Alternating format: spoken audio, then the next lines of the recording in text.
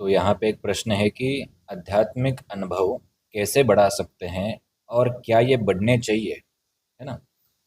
तो पहली बात तो अध्यात्म की अपनी अपनी अलग परिभाषा होती है। कोई मेडिटेशन ध्यान को अध्यात्म बोलता होगा, कोई साधना जिसमें आप अलग अलग देवी देवताओं की साधना करते हैं, मंत्रों की प्रयोग करते हैं, उसको अध्यात्म बोलता होगा। और कोई भक्ति जैसे कोई भजन कीर्तन करता है ना, ग्रंथ कोई पढ़ता है तो उसको अध्यात्म बोलता होगा। तो अध्यात्म की परिभाषा का अपना अपना अर्थ है और उसके अनुभव हम कैसे बढ़ाए और क्या ये बढ़ने चाहिए। तो इसका सीधा अर्थ उन उन शाखाओं से है। अगर कोई मेडिटेशन की शाखा है, ठीक है, तो वहाँ पे अध्यात्म के अनुभव कितने सीमा तक बढ़ने चाहिए और उसके बाद कोई अनुभव नहीं होने चाहिए और अनुभव मायने भी नहीं रखते अगर कोई होने लगे तो उसका भी एक अपना स्तर है। आई बात अब साधना जगत की, जिसमें तुम मंत्र कोई प्रयोग कर रहे हो, है ना, कोई देवी देवताओं की साधना कर रहे हो, किसी ऊर्जा की साधना कर रहे हो, तो उसमें अनुभव बढ़ने चाहिए क्या। शुरुआती दौर में इसमें अनुभव होते हैं और नए साधक जो भी होते हैं वो इस अनुभव को कुछ ज़्यादा ही बड़ा मानते हैं और इसमें खुश हो जाते हैं कि मुझे कुछ अनुभव हुआ। उनको ऐसा लगता है कि मतलब अनुभव ही सफलता की निशानी है। शुरुआत में है क्योंकि नया साधक होता है, नया स्टार्टिंग होता है, तो अनुभव होंगे तो उससे विश्वास होता जाएगा कि हाँ कुछ तो हो रहा है। ठीक है, ठीक है। लेकिन एक स्तर के बाद तुम्हें कितने भी अनुभव हो साधना जगत में, मंत्र साधना में, देवी देवताओं की ऊर्जाओं की साधना में, तो भी तुम्हें फर्क नहीं पड़ता।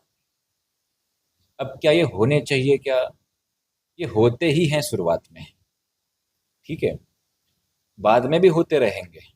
लेकिन एक अवस्था तुम्हारी ऐसी आती है उस वक्त तुम क्या, कोई भी अनुभव हो तुम्हें वो साधारण लगता है ना। अब आते हैं भक्ति के ऊपर।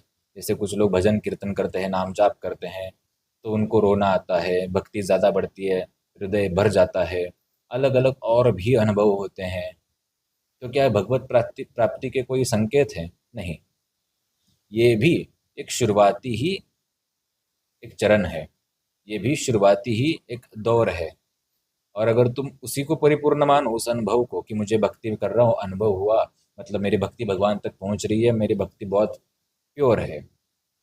हाँ, तुम्हारी भक्ति प्योर है इसलिए तो अनुभव हो रहे हैं। लेकिन जब तुम समझदार बन जाते हो, है ना, जैसे हम जब पैदा होते हैं तो बच्चे होते हैं, बाद में जैसे सीखते सीखते जाते हैं फिर समझदार बनते हैं, जॉब में भी जाते हैं तो भी बच्चे होते हैं, लेकिन धीरे धीरे 1 साल 2 साल 10 साल बाद समझदार बन जाते हैं जॉब के अंदर भी, है ना। तो साधना जगत के अंदर भी वैसा है। जिस दिन तुम समझदार बन जाते हो उस दिन तुम्हें कोई भी अनुभव हो, कितना भी रोना आए, कुछ भी करे, फर्क ही नहीं पड़ता। अभी तो तुम रोगी भी नहीं, तुम बोलोगे ये क्या है, करने की आवश्यकता नहीं, मुझे कोई बाहरी आडंबर करने की आवश्यकता नहीं।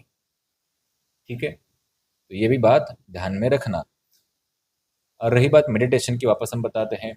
ध्यान मेडिटेशन करते समय आप क्या करते हो कि बाबा अलग अलग अनुभव होते हैं, क्योंकि मेडिटेशन के कितने तो अलग अलग प्रकार हैं, तो उसमें भी अलग अलग अनुभव होंगे। तो वहाँ पे अनुभवों की सीमा थोड़ी ज़्यादा है।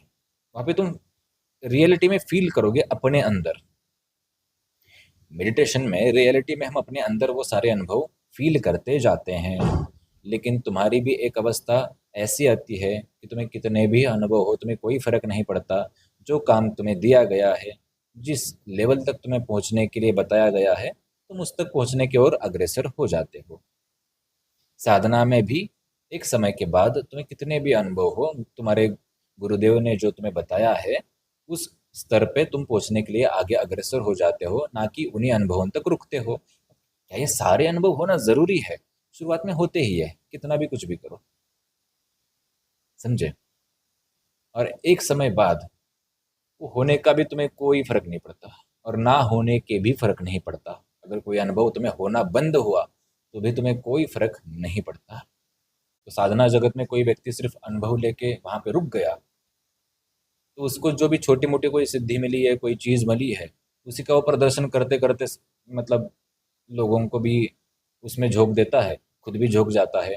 इसलिए कृष्ण भगवान भी गीता में ये सब साफ साफ बताते हैं कि तुम्हें मेरे ओर अग्रसर होना चाहिए, ना कि इन छोटे मोटे प्रलोभन से तुम्हें अटकना चाहिए, वहीं पे रुकना चाहिए, है ना।